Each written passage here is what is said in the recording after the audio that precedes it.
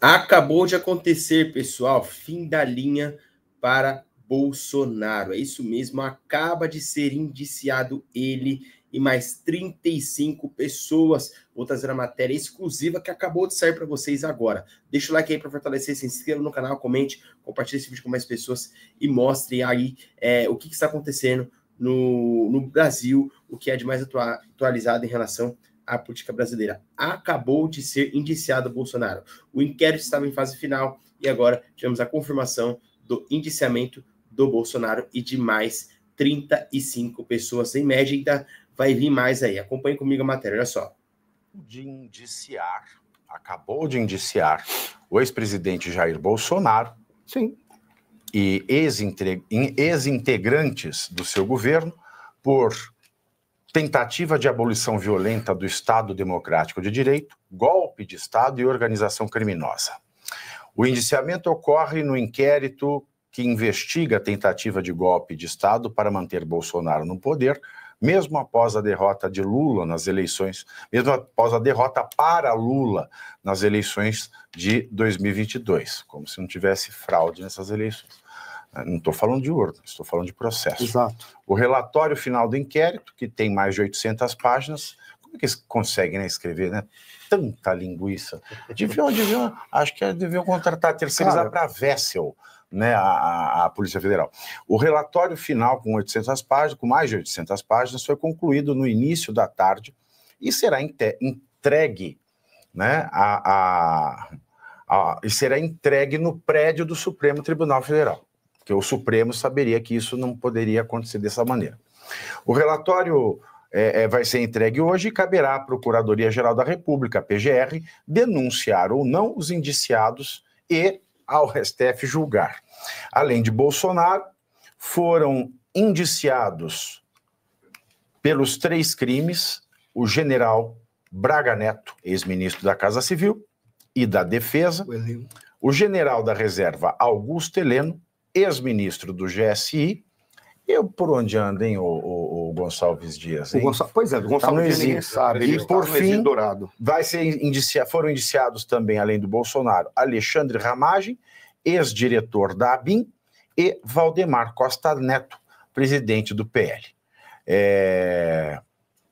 Pelos crimes, né, de golpe de Estado, tentativa de abolição violenta ao Estado Democrático de Direito e organização criminosa.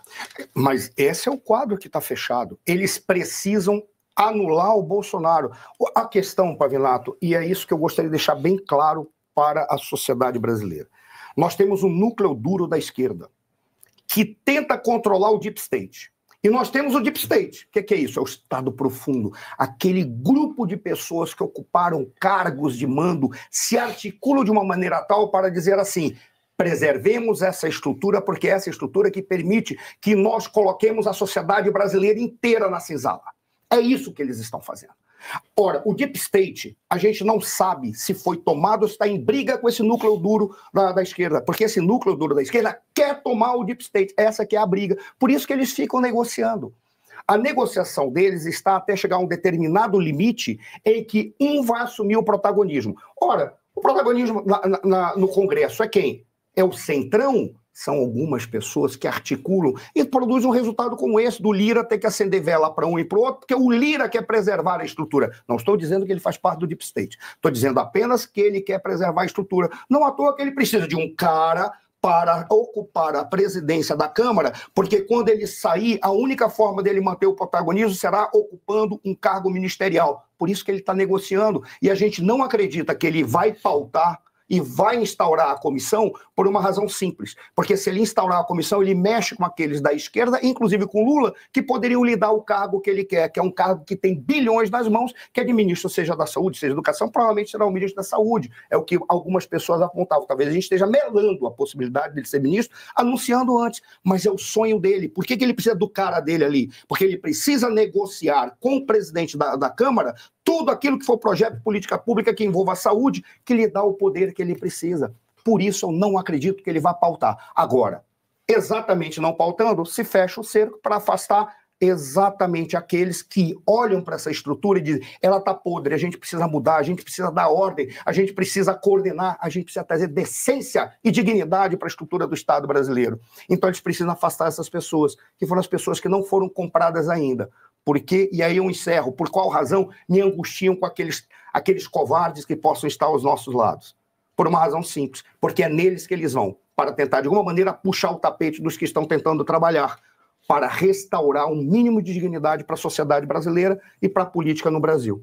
Basicamente é isso. Espero ter sido o suficientemente claro e não estar afetando ninguém individualmente. Por favor, o indiciamento acaba de acontecer. Na verdade, é mais um indiciamento, né? Indiciar é você inserir no inquérito. O presidente Bolsonaro já é indiciado em outros casos, tanto que não se sabe se ele poderá ir à posse do presidente Donald Trump no dia 20 de janeiro de 2025, né, daqui a pouco menos de 2 meses, porque, por ser indiciado em outros casos, ele teve o passaporte apreendido por Júlio César, por Rivaldo Jesus, por Alexandre de Moraes. E mais um indiciamento, portanto, por conta desse documento que foi revelado, o inquérito sigiloso. O ministro Alexandre, ele derrubou parte do sigilo, ou seja, sabe quando você assiste o Pica-Pau, que ele vai casar com a filha do cacique, aí vai erguendo a cortininha, vai aquela mulher toda insinuante, né, com curvas, dançando, parece uma mulher sensual. Né? Parece a Gretchen em 1968, mas a hora que ergue o final do pano é a Gretchen em 2025. Então, o Alexandre de Moraes, ele vai mostrando as partes, ele levanta o sigilo da parte que interessa, e por esse levantamento de sigilo, agora ele também é indiciado por conta deste plano que não passa de um ato preparatório, e mesmo que ele tivesse conhecimento, não passa de um ato preparatório. E repito aqui, o ato preparatório poderia ser crime, mas do fato que não é. Não, os perigosíssimos Valdemar da Costa Neto, Braga Neto, o Jair, eles, né, segundo esse indiciamento, eles tentariam dar um golpe de Estado, quando na época se questionava, muito se questionou o silêncio do Jair pós-eleições, que é uma crítica, mas isso não valida o que está sendo feito contra ele, contra o seu grupo, de forma nenhuma.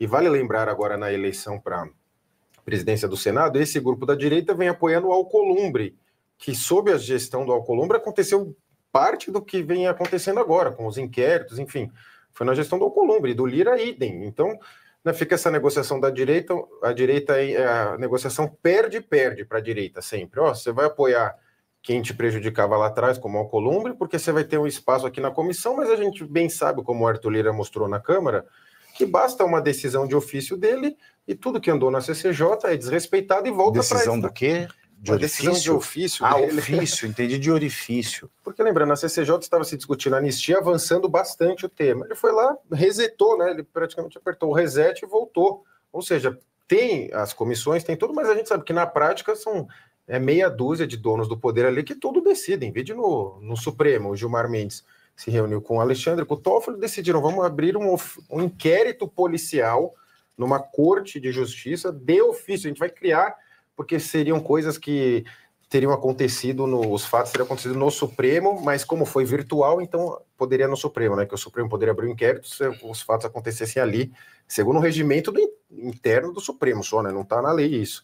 Então a gente vê que a direita fica nessa negociação perde. Agora eu acredito que vai ter um indiciamento, vamos ver o que vai acontecer internacionalmente, porque esperanças no Brasil a gente tem cada vez menos. O Elon Musk mostrou as ilegalidades do Alexandre, nada aconteceu. O Glenn mostrou mais ilegalidades, nada aconteceu. Eles até mostram, mas parece que eles até desistiram, porque falou, a minha parte eu estou fazendo, só que a parte de vocês não fazem, e a nossa oposição insiste em muitos recortes na internet. Não é só mostrar não acontecer nada, é mostrar e acontecer algo contra quem contra mostrou. A direita. Não, até contra o próprio Greenwald, até contra ele próprio. Imagina, vocês não imaginam a pressão que a Folha de São Paulo recebeu? A Folha de São Paulo. A gente está mão é falando da pesada. Folha de São Paulo. E nós estamos falando da Folha de São Paulo. Foice de São E nós Paulo. estamos falando da Folha de São Paulo, Geisiane. Exato. Olha, esse tema, vamos lá, vamos fazer um bem bolado aqui. Bom, primeiro que não me surpreende ver o PT falando contra a anistia, a Gleisi Hoffmann de novo deu declaração. Gleisi, quem fala muito da Bom Dia Cavalo, pelo amor de Deus, de novo deu uma declaração, você Quem sabe ela coisas. põe um sorriso na cara. Não, e amarguradíssima, né? Ela fala tanto e continua amarguradíssima. Ela não consegue colocar para fora a amargura. É um negócio impressionante. Mas realmente não me surpreende o que o PT tem feito. O João levantou aqui uma questão, né? A CCJ, ela é presidida pela Carol Detoni, que é uma deputada federal que tem bastante perfil conservador, ela é do PL, ela não tem medo de defender aquilo que a gente chama de agenda de cultura e costumes da direita, então ela sempre bate com bastante força no sentido Ela figurado. detona. A Carol detona.